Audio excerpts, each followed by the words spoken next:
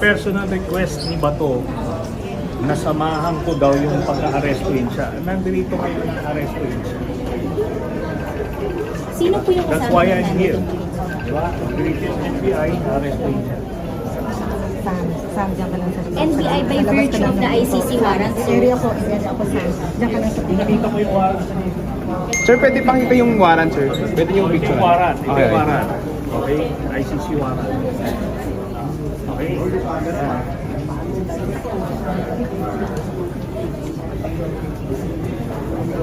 So sir, ibig sabihin dadalhin na siya sa dahig after nito? Eh, kapat. Kaso, tatapos siya niya. Diba? O, hinamon niya ako, diba? Hinamon niya ako. Nandito ako. I showed up. Hinamon niya ako na samahan ko yung mag-arrest sa kanya. Nandito ako ngayon.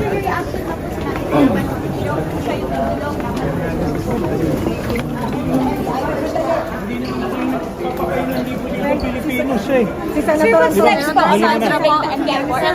So meron na siyang warrant, no?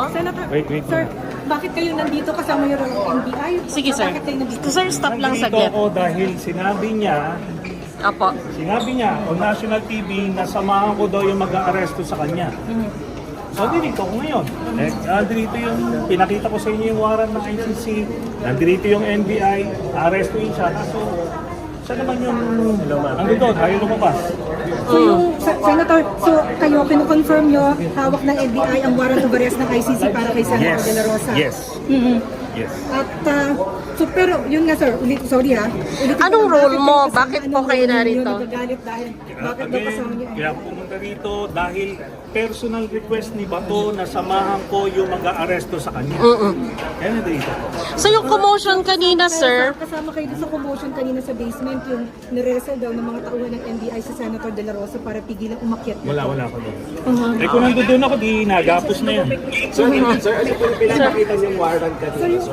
sir, patingin ulit. Sir, pwede pakita, pinakita niya, medyo nagtutulakan na dito. I-ano mo lang. ng ICC within the next week. So ito yung warrant of arrest na hindi, ito yung hindi public warrant of arrest, yung sekreto lang na may warrant of arrest. Ano na yan? It's now publicized. No? Hindi na siya part of our So pag, sa ano saan to, NBI pag dinampot dito, diretso na sa airport? Meron tayong batas kasi, yung Republic Act 9851. Ilagay doon, the government authorities may surrender him. Di ba? Kung merong akusado na iniimbestigahan ng International Tribunal. Okay. Yun ang ginagamit natin dito. So pwede pa ngayon. Pwede pang ayusin yan ngayon, sir. Ihabol today. Sir, pahabol lang. Hindi na, Sir, why are you here? hindi na natin papalabasin yan si What Bato. if Sir, you why are you here, sir? Why Kayo are you here? Kayo Why dito, are you hindi pa here, sir? lalabasin kasi. Andito ako dahil nag-request si Bato.